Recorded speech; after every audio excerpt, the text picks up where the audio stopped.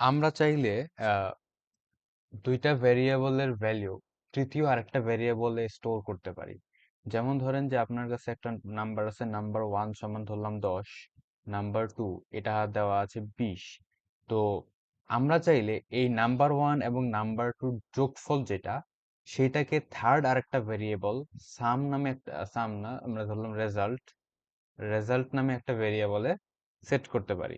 তো সেটা কিভাবে, যে নাম্বার 1 প্লাস নাম্বার 2 যদি দেই, তাহলে নাম্বার 1 এবং নাম্বার 2 যে যোগফলটা, সেই যোগফলটা রেজাল্ট নামে থার্ড একটা ভেরিয়েবলে গিয়ে স্টোর হবে। ঠিক আছে? তা আমি যদি এখন রেজাল্ট এই ভেরিয়েবলটাকে প্রিন্ট করি, তাহলে আমি অ্যাকচুয়ালি যেটা দেখব সেটা হচ্ছে নাম্বার 1 এবং নাম্বার 2 যোগফল। তো দেখি যে কি হয়। তো যখন রান করতেছি তখন দেখেন আমার এখানে কিন্তু 30 দেখাচ্ছে। এটা কিন্তু নাম্বার 1 এবং নাম্বার 2 যোগফল। আমি জিনিসটাকে আবার একটু ব্যাখ্যা করি, যে নাম্বার 1 নামে আমরা একটা ভেরিয়েবল সেট করলাম, এটার ভ্যালু 10। নাম্বার 2 নামে একটা ভেরিয়েবল সেট করলাম, এটার ভ্যালু 20। তো রেজাল্ট নামে একটা ভেরিয়েবল সেট করলাম, এই ভেরিয়েবলটার মান হচ্ছে নাম্বার 1 এবং নাম্বার 2 যোগফল। তো নাম্বার 1 এবং নাম্বার 2 যোগফল কত আসে? 30। তো 30 সংখ্যাটা হচ্ছে রেজাল্টের ভিতরে স্টোর করা আছে। এবার রেজাল্ট আমি প্রিন্ট করলাম, তাহলে 30 চলে আসে। এভাবে চাইলে আমরা আহ, আরেকটা ভেরিয়েবল সেট করতে পারি, সেটা হচ্ছে ডিফারেন্স। ঠিক আছে? ডিফারেন্স সমান হচ্ছে নাম্বার 1 মাইনাস নাম্বার 2। ঠিক আছে? তো আমি যদি এবার প্রিন্ট করি ডিফারেন্স, তাহলে দেখেন আমার রেজাল্ট আসতেছে 30, আর ডিফারেন্সটা প্রিন্ট আসতেছে -10। মানে নাম্বার 1 থেকে সে নাম্বার 2 বিয়োগ করছে, 10 থেকে 20 বিয়োগ করলে তো -20, -10ই আসে, তাই না? তো -10 হচ্ছে আমার ডিফারেন্সটা দেখাচ্ছে। সো এইটা গেল হচ্ছে আমরা দুইটা ভেরিয়েবলকে নিয়ে যখন আমরা থার্ড আর একটা ভেরিয়েবলে অ্যাসাইন করি, তখন হচ্ছে এটা হয়। ঠিক আছে? এখন আমরা চাইলে এই যে ভেরিয়েবল গুলো যে তৈরি করতেছি, এখানে চাইলে আমরা কিছু নিউমেরিক্যাল অপারেটরস ইউজ করতে পারি, যেমন যোগ, বিয়োগ, গুণ, ভাগ কিংবা ভাগশেষ বের করার জন্য। তো এগুলো কি করে, যেমন আপনি যদি যোগ করতে চান, আমি এখানে লিখে দেই কমেন্টে, যে to add something use plus. ঠিক আছে? যোগ করার জন্য প্লাস সাইন ইউজ করতে হবে। যেমন ধরেন যে আপনার কাছে একটা সংখ্যা দেওয়া আছে, নাম্বার 1 সমান দেওয়া আছে 5, নাম্বার 2 দেওয়া আছে 10। ঠিক আছে? তো আমি চাই যে যোগফল বের করতে। ঠিক আছে? তো যোগফল কিভাবে বের করব? রেজাল্ট সমান নাম্বার 1 প্লাস নাম্বার 2, রাইট? তো এটাই তো আমাদের যোগফল। আমি এটাকে প্রিন্ট করি, তাহলে আসবে রেজাল্ট সমান কত আসবে? রেজাল্ট সমান আসবে 15, তাই না?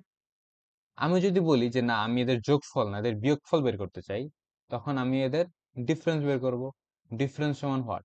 Number 1 plus number 1 minus number 2।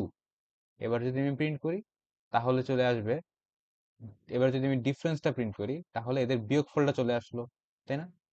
এখন আমি যদি চাই যে এদের আমি গুণফল বের করতে চাই, তখন আমি গুণফল, এটা একটা ভেরিয়েবল সেট করলাম, ভেরিয়েবলটার নাম দিলাম মাল, এবং এখানে আমি দুইটার গুণফল বের যদি করতে চাই, তাহলে আমি ইউজ করব হচ্ছে নাম্বার 1, এই সাইনটা দিয়ে হচ্ছে গুণ বোঝায়, ইন্টু নাম্বার 2।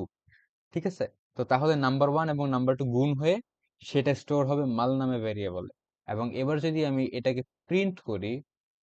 তাহলে প্রিন্ট করি, তাহলে দেখেন এটার গুণফল 5 এবং 10 এর গুণফল 50 চলে আসতেছে। ঠিক আছে? তো আমরা যোগ করা শিখলাম, বিয়োগ করা শিখলাম, গুণ করা শিখলাম, এখন হচ্ছে ভাগ।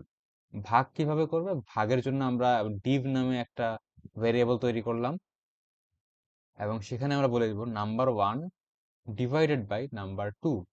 ঠিক আছে? এটা হচ্ছে আমাদের ভাগ চিহ্ন। তা আমি যদি এবার প্রিন্ট করি, ঠিক আছে, তাহলে আমার এবার যদি আমি প্রিন্ট করি div, আর যদি রান করি, তাহলে দেখেন আমার ভাগ চলে আসতেছে 0.5।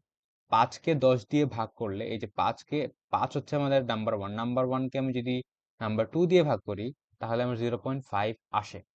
ঠিক আছে? তো এটাই হচ্ছে আমার একটা ক্যালকুলেটর তৈরি হচ্ছে।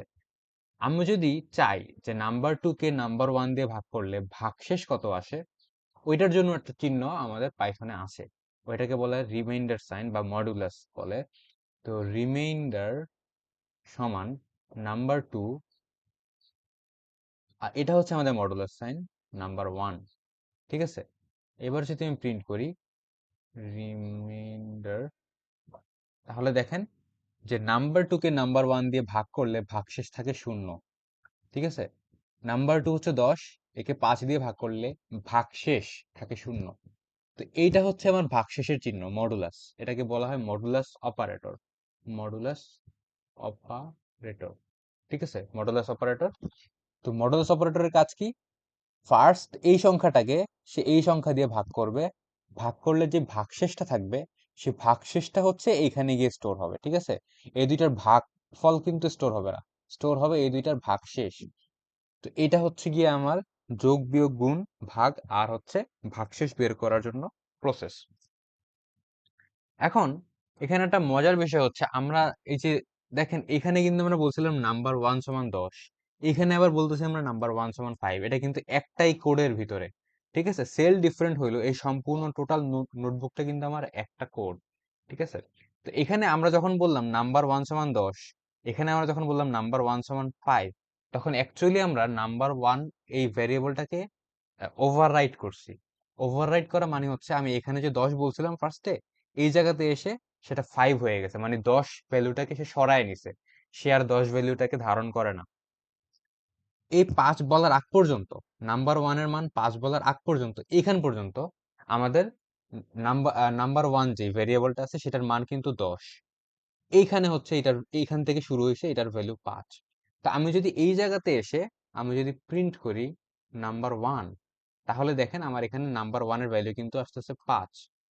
ঠিক আছে, আর এখানে যদি আমি প্রিন্ট করি নাম্বার ওয়ান, তাহলে কিন্তু সেটা ভ্যালু আসতেছে 10, তাই না? সেটা ভ্যালু আসতেছে 10। সো এইটাকে বলা হয় হচ্ছে ওভাররাইট করা। আমি যদি জিনিসটাকে আরেকটু ক্লিয়ার আউট করি, ধরেন আমার কাছে বলা আছে নাম্বার ওয়ান সমান হচ্ছে 50।